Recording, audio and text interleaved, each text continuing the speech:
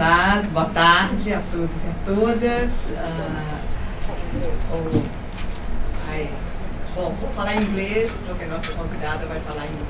Desculpem, o inglês não é muito bom, mas hello everybody. It's with a great pleasure that we open the Magda Conference of the Institute of Advanced Studies at UFMG, IEAT, celebrating 25 years of a journey dedicated to fostering reflection and dialogue among different fields of knowledge. Our institute's history is deeply rooted in the theme of transdisciplinarity, having published 3 books on the subject. 2 organized by the former director and one of the founders of IEAT, Professor Ivan Domingues, and another during the direction of Professor Carlos Antônio Leite Brandão, edited by Professor Sérgio Pena. Today, we have the honor of welcoming Professor Magda Fontana from the University of Turim, a renowned specialist in economy policy, to discuss a crucial topic for our time: multidisciplinarity, interdisciplinarity, and transdisciplinarity, definitions, measurement, and effectiveness. We extend our deepest gratitude to Professor Magda Fontana for joining us and for her invaluable contribution to this event. Our thanks also go to Professor Eduardo da Mota e Albuquerque for hosting the conference. We are also profoundly grateful to the IEAT team for the dedication and competence in organizing the event. Finally, we appreciate the presence of all of you. I would now like to present our visiting professor, Professor Magda Fontana, with a special gift, this collection of books from our IEAT series, published by UFMG Press, on the theme of transdisciplinarity, as a symbol of our gratitude and recognition. Thank you. Thank you so much. That was unexpected and such a beautiful and important gift. I will read and for a week. Thank you so much. Thank you. It's our pleasure. And now I pass the word to Professor Eduardo da Mota Albuquerque for the introduction of Professor Magda Fontana. Welcome, everybody, to this journal of reflection. Thank you. Thank you very much, Patrícia. It's an honor to be in this table with you and Magda. I will make a very short presentation because if I begin to talk about her curriculum, I will spend lots of time and everybody's wanting to listen to her. So, Magda is a professor, as Patrícia said, at the University of Turim. She has multiple talents, I would say. You just look to what is she doing here with us in this month. There is this conference on multidisciplinarity, transdisciplinarity, interdisciplinarity. She is a leading researcher in this area, very important of economics of science. She is teaching a series of seminars, 4 seminars on complex systems, complexity economics, and all the implications to economic theory. And she will be in the seminar of Diamantina in one round table on industrial policies, discussing suggestions for public policies. By the way, that will be a topic of her seminars on how to use complex systems to think on public policies. And I would say something very, I know that not everybody will understand, but it's part of her curriculum to have once upon a time she drank a beer at El Farol Bar. Why? That's I know that lots of people would understand what this means. Very important. And then that's it. So Magda is we would like to thank very much for her disposition to come to Brazil to stay 1 month with us. And I would like also to thank this visit is a collective endeavor. I would like to thank Dr. Laura Soares, who was a PhD student doing a sandwich program with Magda Fontana in Turim, a very important opportunity for our relationships to begin, let's say. And I would like to thank also Hugo Cerqueira, Leonardo Costa Ribeiro, and Ricardo Fabrino from the Political Science, who together we were organizing this visit. And thank very much. And thank, of course, for IEAT and CÁTEDRAS for all the support for this visit. So it's a pleasure, and let's listen to Magda Fontana. Thank you very much.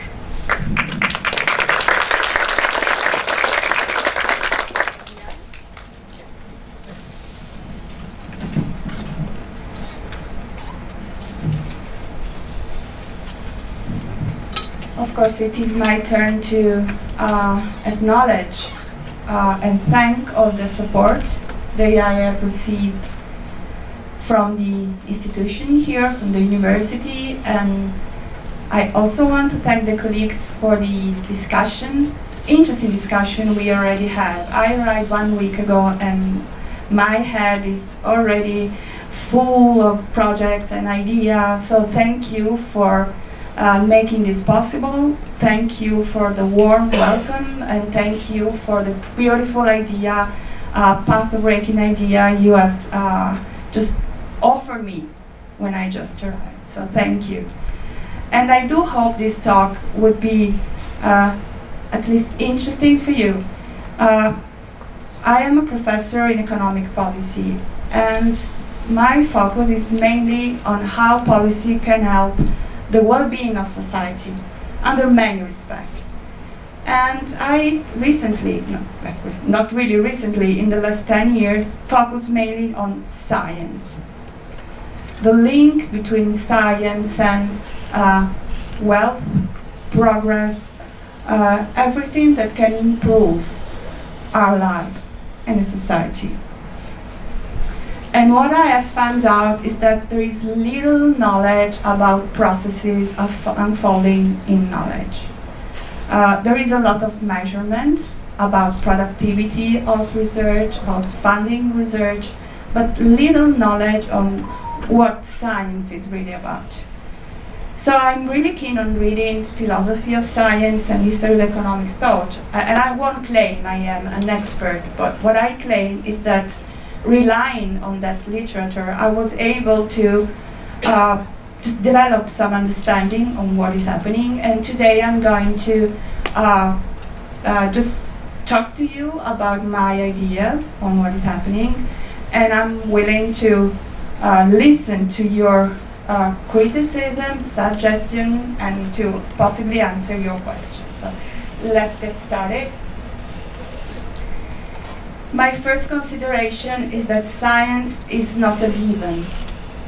It is continuously changing according to what happens in the society, but at the same time is also shaping the society itself. And we have many, many examples, like the rise of computational power has really enlarged what we could look at. Thanks to computer, we were able to do more calculation, to do more simulation, to collect and store more data. And thanks to the advancement in science regarding computation, then society was able to profit from important innovation. So it's a sort of feedback, circular causation between science and society, society and science. Another interesting example is the printing technology that was developed in order to help in the sales of indulgences.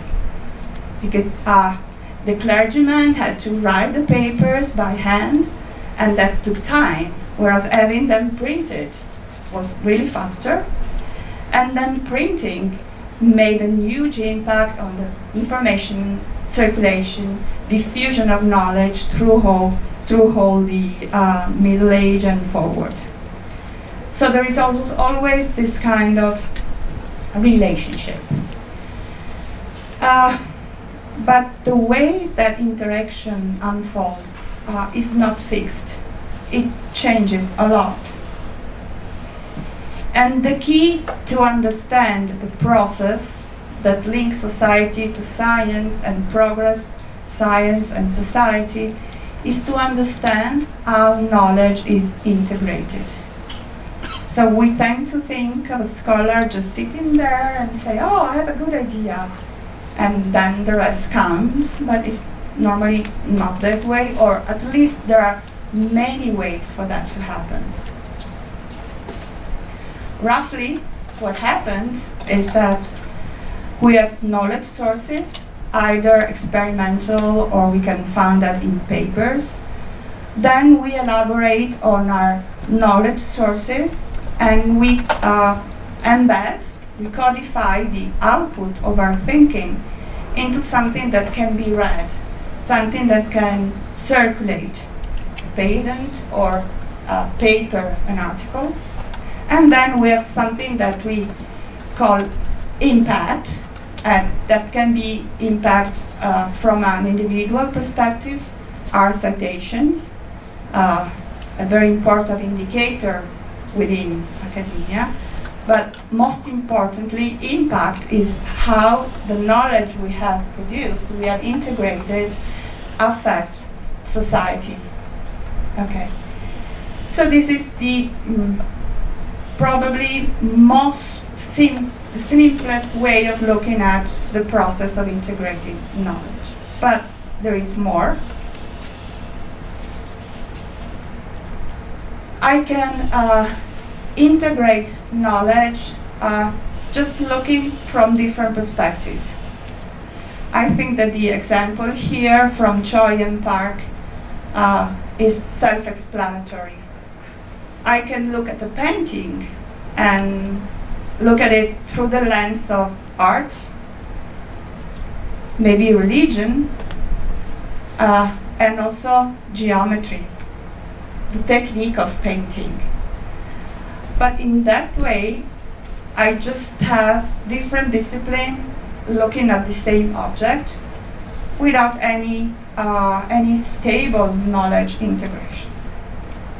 Or we can have interdisciplinarity.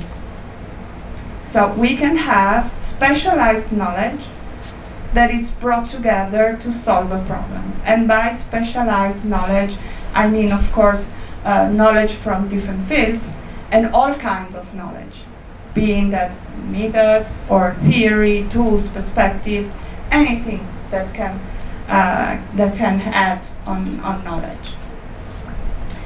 However, I want to draw your attention on one specific aspect. Interdisciplinarity implies the existence of disciplines. Implies that there are different fields, recognized fields, that somehow come together to solve a problem. In most of the cases, once the cooperation is terminated, everyone goes back to their own field. The knowledge brought in by a researcher is not retained within the other fields.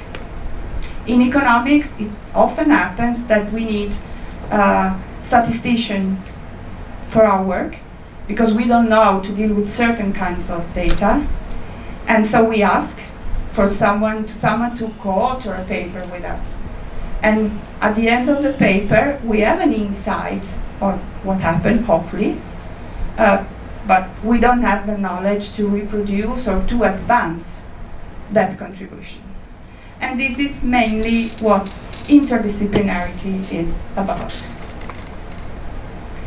On the contrary, transdisciplinarity implies breaking down the walls among disciplines, implies the opposite process, implies that scholars, disciplines, tend to cooperate in a way that knowledge from different disciplines, it is retained and advanced within maybe not all of the disciplines, but at least in some of the disciplines involved. And I will give you some examples. So you can see that there are, I think, important differences in this approach. And I have a couple of hypotheses. So we have different way of conducting interdomain research. They rely on different motives, and they have different processes. They require different processes. Therefore, from the point of view of analysis and from the point of view of knowledge, they might require separate explanation and treatments. To be more clear, if I devise a policy to sustain interdisciplinarity, it might not work for the transdisciplinarity because the outcome is different, because the interaction of scholars is different. And I can already anticipate something. I don't think that there is a lot of awareness about the difference. Okay, it is a really, really uncharted territory. The second hypothesis is that this kind of integration of knowledge lie on a continuum. So multidisciplinarity just implies that some object of observation can be studied from different perspectives. Second one implies temporary integration. Third one implies a stable integration. Therefore, they can be both logically and in some cases also chronologically ordered. What I assume here is that there can be a process going on from different disciplines, isolated disciplines, to new disciplines that can be born out of stable integration of knowledge. Okay, and I will try to offer some examples. Okay, here we have a long-term and very cut-off story of science, very simple story of science, from Leonardo da Vinci, with the idea of having a unified science, where scientists were experts in almost all of the fields that concerned science. What was called philosophy included, in fact, all kinds of different skills, from mathematics to social sciences to warfare to architecture and all of that. Then something happened, and what happened was mainly the empiricist revolution. Here we have Lavoisier working in his lab, and the invention of the lab implied a very, very specialized knowledge. You have to manage machine, you have to know about measuring, and also a very specialized jargon developed. Therefore, it wasn't so easy to keep abreast of all the advancement as it used to be. And it wasn't also so easy to understand other scholars because they have started their own jargon. It is roughly more or less when disciplines, as we know today, were born. Then that was also reinforced by other events like the birth of the national states that invested a lot in university, and university changed their way of teaching. So professors were hired, and being a professor became a profession. It wasn't before. And so as a profession, there is a kind of needed legitimization through a sort of curriculum. So the idea of having disciplines, it's a very efficient way of organizing university, organizing education. And this is where, when disciplines are put in place, then as time passes and disciplines grow stronger and more divided, it starts to be clear that something is missing. We are we are becoming hyper-specialized. We don't talk to each other. We have partial views on the scientific problems. And what happens is mainly the rise of interdisciplinarity. Okay, this is an iconic picture. We have Einstein, we have Kurt Gödel, Jonathan Neumann, working at the Institute of Advanced Study in Princeton, and therefore was interdisciplinary. They contributed to a lot of projects there, but they went back to their own disciplines without bringing in anything, almost anything from the other fields. At a certain point, something happens outside science, and that is that society is also growing more complicated. We have huge processes that are accelerating. Globalization has been there for ages, forever, since colonialism, but now it's really getting traction. So it's not longer useful to have a partial view on the economies, on the problem, the issues of society. There is also a sort of broader view on problems. Economics, that is probably one of the closest disciplines existing on Earth. They just are, economic agents are just maximizers. They don't see anything outside the window. Start to think maybe, the well-being of agents is not only having money. Maybe they also need a good health care.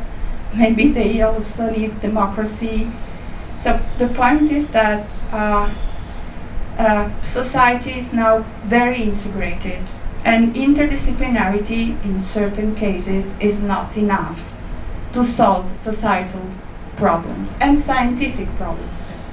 So that's where transdisciplinarity begins. And that is what happened, for instance, in the case of complexity economics, that was created on purpose in order to put together different disciplines to solve economic problems. So it was already there from the beginning, the idea of not being merely interdisciplinary. They wanted to create a new endeavor that was embedding all different concepts, the best one, the most important ones from different disciplines.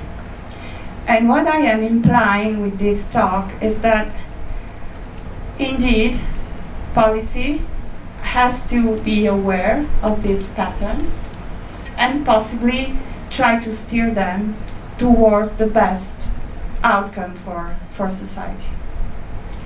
Okay, I won't take much time on this, but on a different scale, on a shorter period, we could say that it is fractal.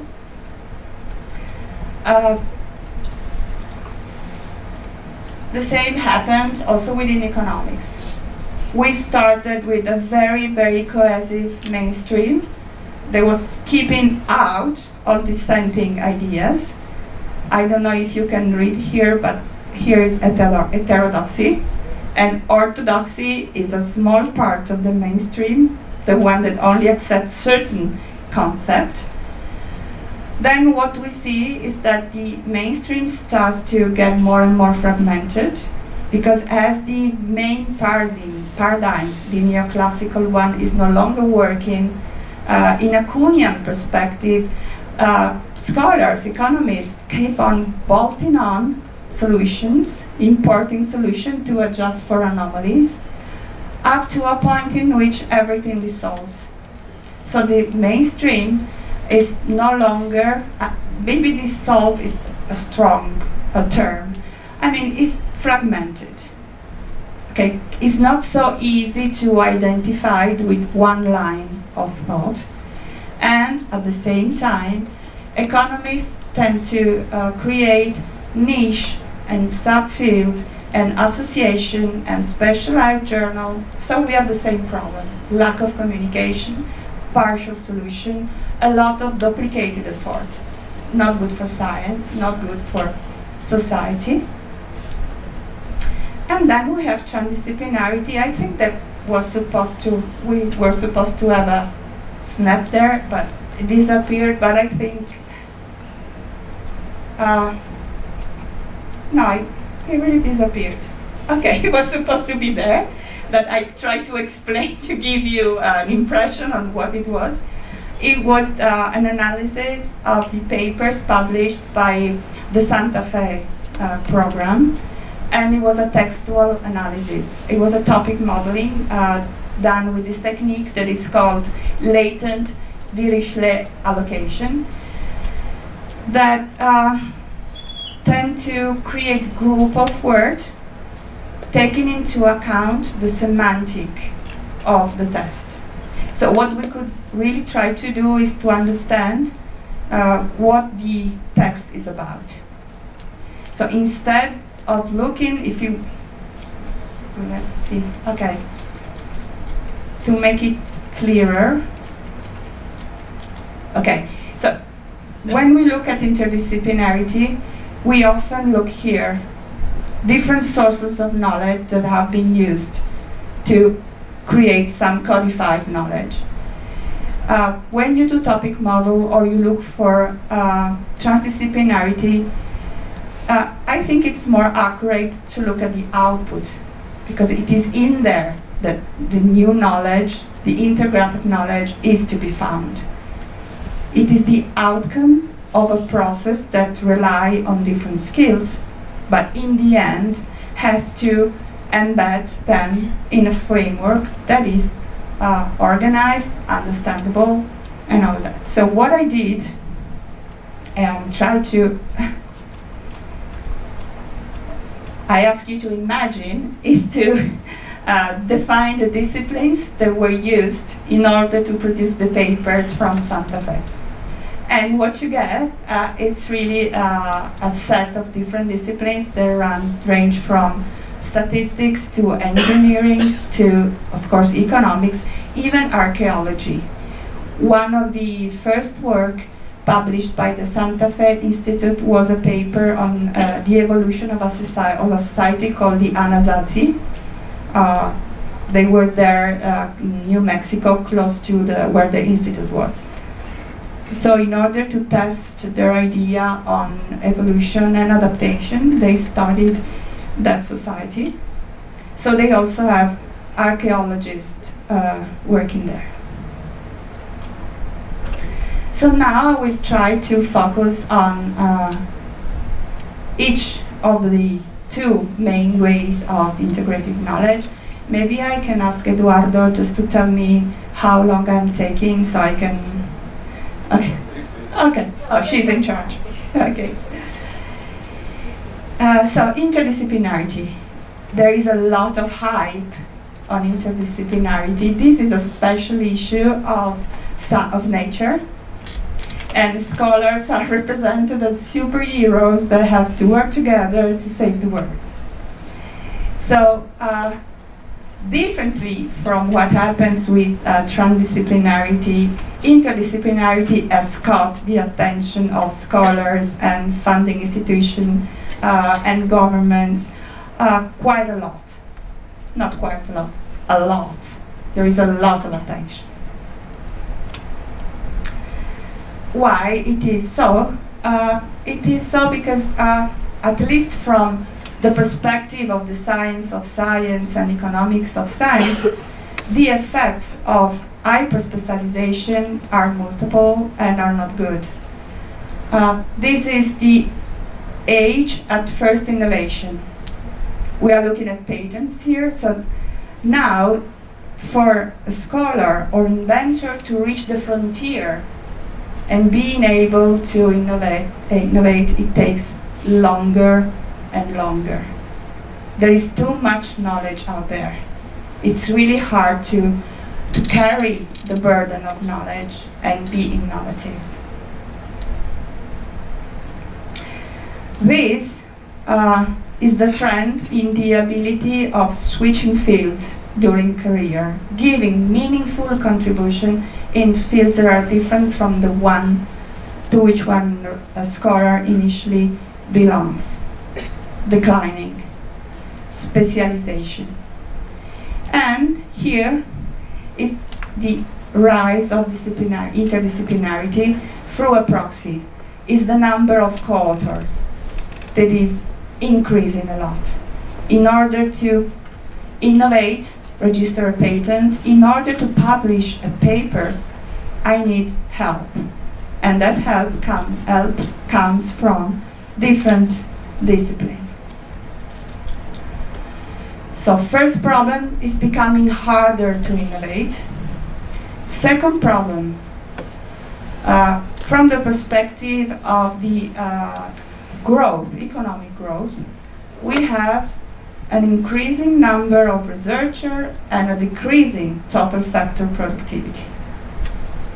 So in spite of investing more and more in research, we are not growing enough.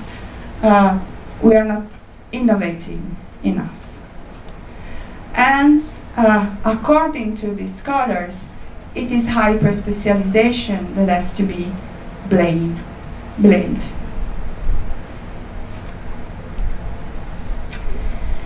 So the reaction to these problems was that to support interdisciplinarity at any level, funding bodies, institution creating synthesis center,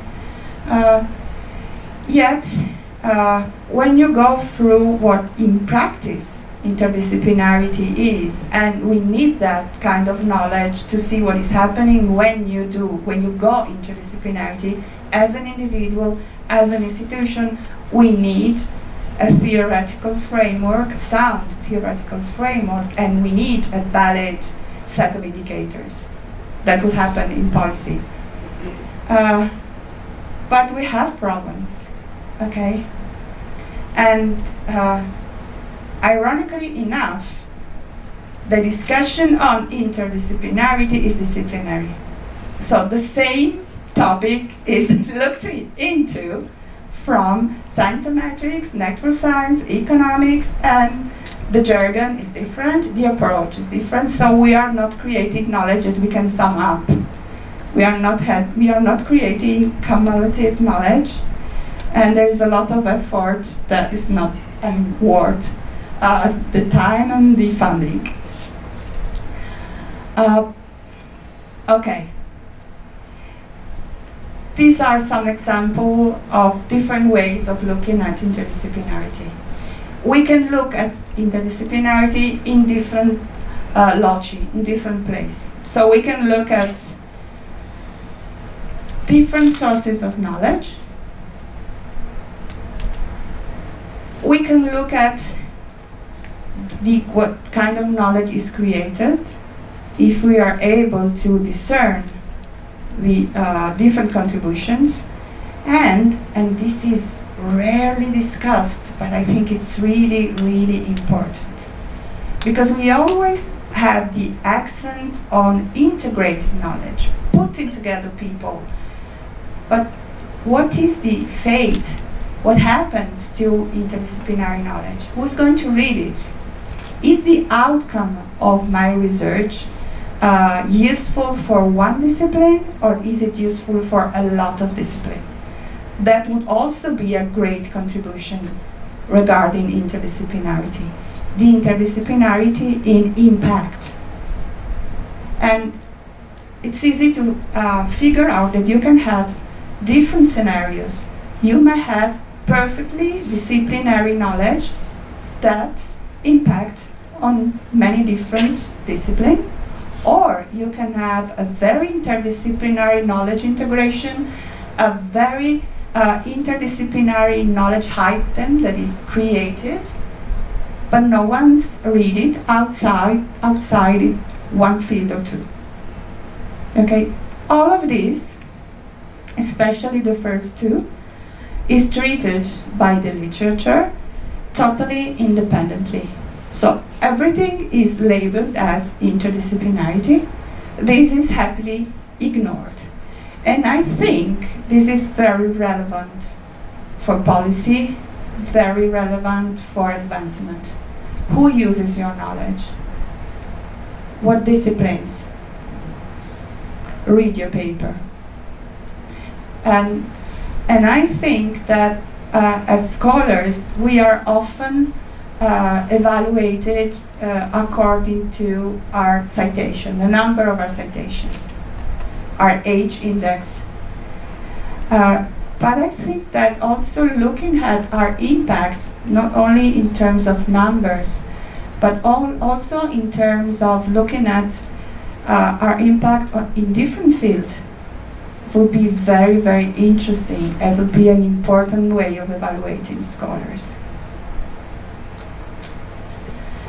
And so it is becoming more and more complicated because on each of the loci, you can calculate different sets of indicators. This one, the diversity indicators, these are the most commonly applied, tend to measure the contribution of the different discipline mainly in the references of papers. But you can calculate it in principle on every lodge. Then you can also calculate coherence index that implies a measure of how tight is the connection between disciplines. So not only who has contributed in what proportion, but also how closely related are the disciplines.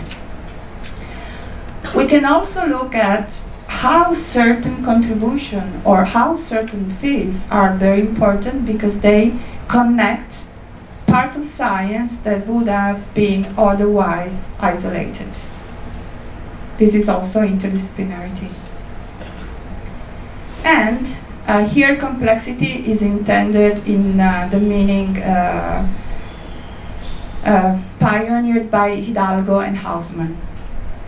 Is how sophisticated, how rich is your knowledge production. You can think of your paper, of your contribution as a set of skills of product that can be more or less complicated. This is also used to compute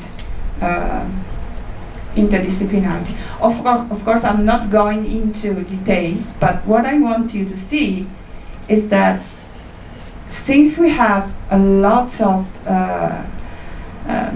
stress, a lot of funding, a lot of interest surrounding interdisciplinarity, we should also be more aware that interdisciplinarity is treated from very different perspectives in different fields.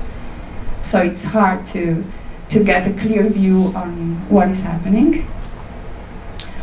Okay, this is a brief explanation of some measures, so you can simply count how many contributions you have. You can calculate the distribution of disciplines and how far they are on the space of knowledge, so on and so forth. But this is most important. According to the measure, you get different scores. So it's not just a matter of theory, of being able to have a coherent framework. It's also the point that using different indicators gives the paper, the discipline, the scholar a different score in interdisciplinarity. So if you are to take interdisciplinarity as a leading parameter to make some kind of evaluation, you might have very different results according to the measure you choose. So they are not coherent. And of course they cannot be, because they look at different aspects of the phenomenon, so they can be. So for instance, art gets 10 in variety, how many fields interact with art. That is quite a low score, but they get 96 in balance. And balance is bounded between 0 and 1. So 0.96 is very high balance. So that if you take that, okay, art is bad in interdisciplinarity, oh, art is so good in interdisciplinarity. You see that the difference, of course, the data are the same, we just computed different indicators. So the problem is relevant. Here is just to give you a break, a short a very synthetic map of disciplines, and the one who are more or less in the disciplinarity, having nuclear physics down here, and having social studies of medicines up there. So you can see that not all fields are equally interested in interdisciplinarity. Then, okay, now we know the motive that leads to interdisciplinary research, counteracting hyperspecialization, mainly increasing complexification of society also. We know that there are different ways of measuring. We want to know if going into disciplinarity, it is an effective way of solving those problems. Okay?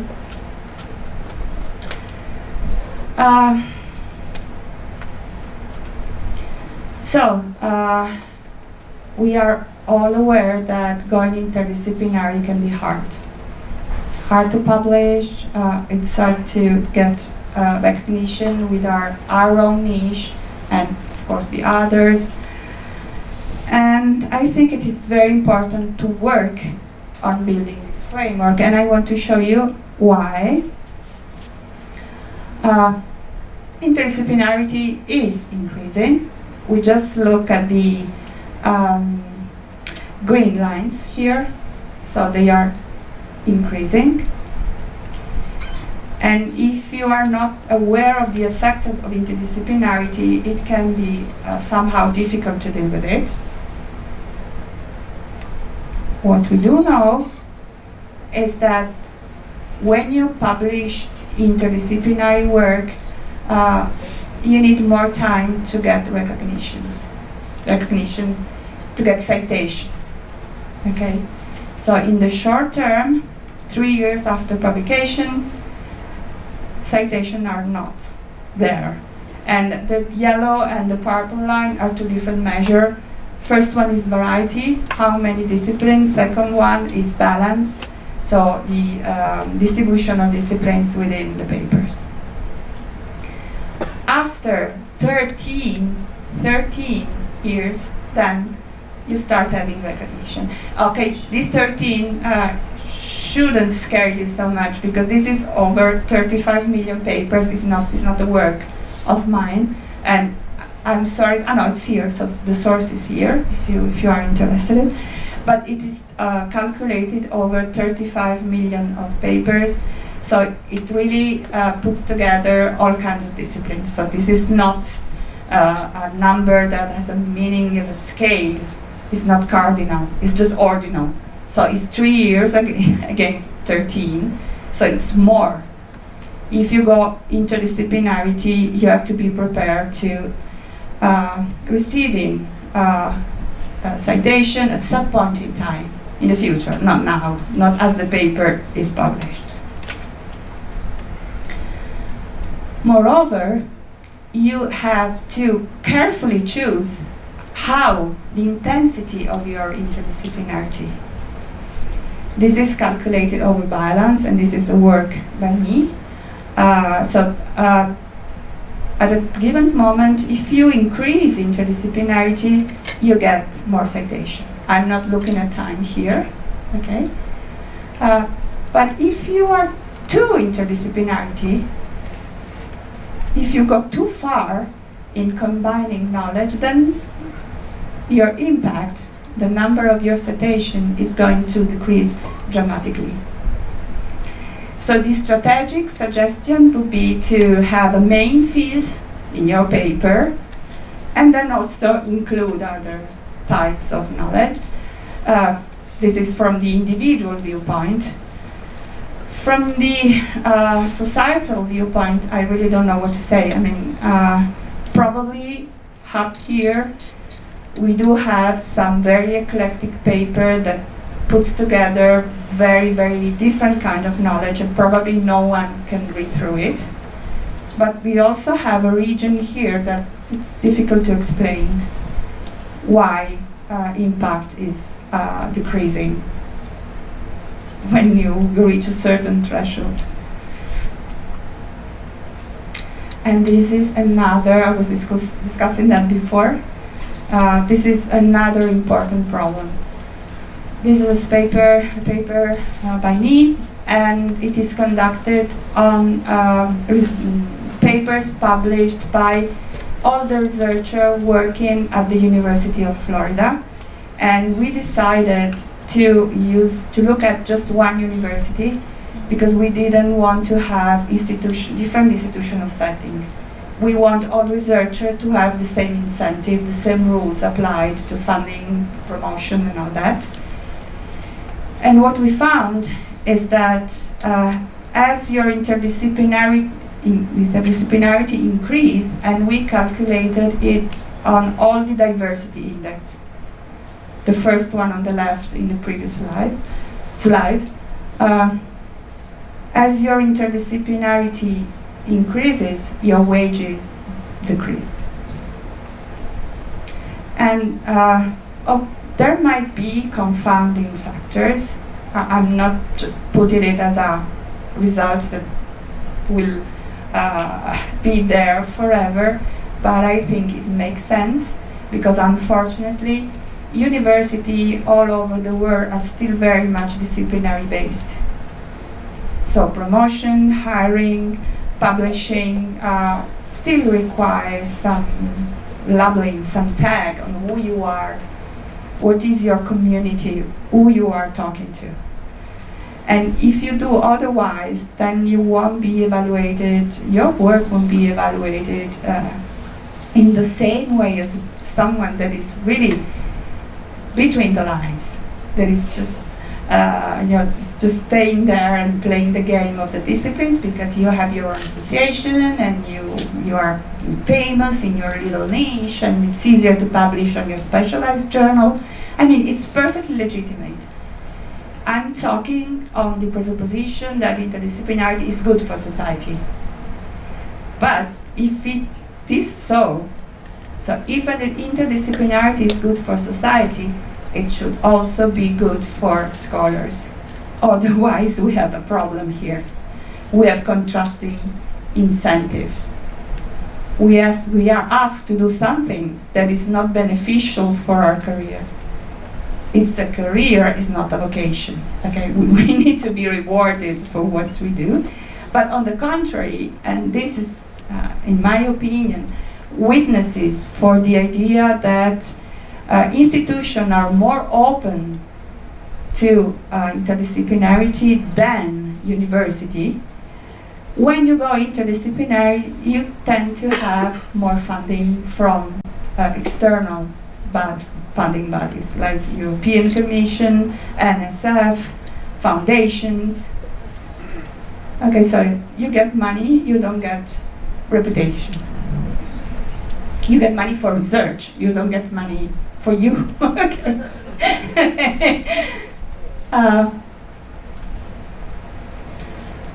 Another problem with interdisciplinarity is that even though it might be useful for integrated knowledge, there's no guarantee that you are creating novel knowledge, which is something that we should account for. So in principle, having a most disparate and diversified set of knowledge to recombine, if we take a Schumpeterian perspective, would render the probability of innovation higher.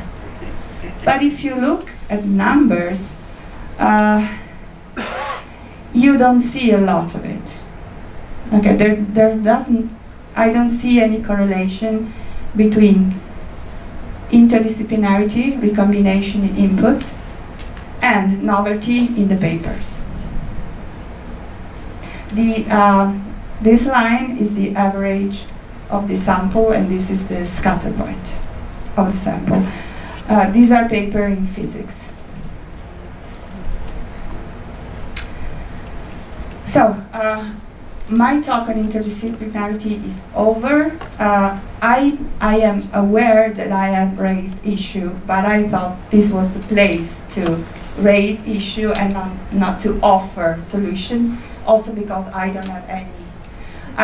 The more I studied it, the more I am convinced that there is a lot of work to do to make this way of integrating knowledge really effective, really shared by the community of scholars independently of their background and discipline. Okay. And when we go to transdisciplinarity, I am afraid things are even darker. Okay, we have more problems. So just a reminder, interdisciplinarity do not imply disciplines. Quite contrary is the fact. Transdisciplinarity implies stable integration of knowledge. So concepts that are imported, if we want to talk the economist jargon, are imported within a discipline, and then economists, for instance, learn how to use that concept, and it becomes part of the background of economists. And I believe that probably transdisciplinarity is getting traction because interdisciplinarity is not enough. Not enough to keep up with all that is happening outside our windows. We really need to share knowledge in a stable way, not just to cooperate to produce isolated bites of knowledge. We need a broader view that stands out of stable integration, stable shared knowledge. Something that is similar to the Renaissance man. Something that is similar to what we saw at the beginning of science, when all kind of disciplines were talking to each other, weren't really separated as sharply as they are today. But here, we have problems, okay? We have problems because even though we can see example of it, the birth of complexity economics, as I told you already, an approach to economics that was born out of the desire of putting together in a way that was coherent and stable concept from different disciplines. Another probably most important example is the one of environmental sciences. Environmental sciences require all kinds of different skills. Climatologist, geographer, economist. We need to know something about biology and chemistry, weather. So, and we have to know it in a way that allows us to offer exhaustive explanation of phenomena. This is a typical example of transdisciplinarity. Of course, these are new disciplines, but we have also transdisciplinarity that operates at a mildly lower level. So, for instance, economics has integrated data science. Now it's part of the curricula of most of the master courses of economics. It wasn't so a few years ago. A few years ago, we had interdisciplinarity. We were asking computer scientists to help us in elaborating data. Now we have learned how to do it. Maybe not as good as them, but good enough for our discipline. And also, the embedding of nuclear physics in medicine has brought advances in all diagnostic and now is part of the education also of practitioners in medicine. So it is out there, it is happening. But what I'm saying, that interdisciplinarity is not enough, that probably society is getting more and more complicated, is more of my opinion. I don't have any evidence. And it's hard to work on that because there is no way of measuring. We are in the opposite situation with respect to interdisciplinarity. In interdisciplinarity, we have too many measures. Here we don't have any. We don't even share a definition. And what I saw is just measuring interdisciplinarity with index of transdisciplinarity with indexes of interdisciplinarity, which is even worse. And therefore, we don't know anything about its effectiveness. And I think these are the challenges that await us in the next few. Okay, they are all gone. All the all the pictures from the same paper. So, okay, this is again the same pictures as before. So complexity economics, and now the clearly this is clearly the set of skills that pertain to complexity economics, and I wait for your comments on this interesting one. Then you can see that citation of complexity economics are increasing over the years, and finally, this is the best one, you can see that complexity economics is cited by economics, but also from a lot of other disciplines. So we have transdisciplinarity both in the knowledge that is created, and then we have interdisciplinarity in the impact of the transdisciplinary world. There is another totally uncharted territory. It's just the hubris here, just the name remained, the content went away. But I think that it was too early, too little to draw any conclusion. We have to work more on this topic. And so to finish, so I think that I hope that I have at least draw your attention on the fact that there are different ways of integrated knowledge, and we should treat them in different ways because they have different a priori, they have different effect on the outcome of the integration of knowledge. And I can, I hope I have also draw your attention to the fact that science is changing over time, and our behavior, our practice should change as well. This is just, we love the title, because for quite a long time we tended to give our papers the title that was remanded in popular songs. So this one was another niche in the wall. And the idea was to trace the evolution of economics over time, to see how it went from neoclassical paradigm to the fragmentation and interdisciplinarity. So I think that I have given you some insight in this. In the end, bring on message is that knowledge creation matters to well-being of society, to progress, in all kind of nuance and meaning, not only economic process, economic progress or economic growth. There is much more to it than what we as economists normally discuss.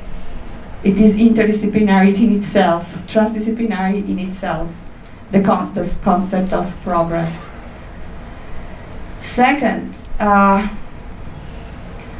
processes are supported by public institutions. And we need to know more about this process in order to have good policy that contributes to progress. what I think is that we are shifting from interdisciplinarity to transdisciplinarity.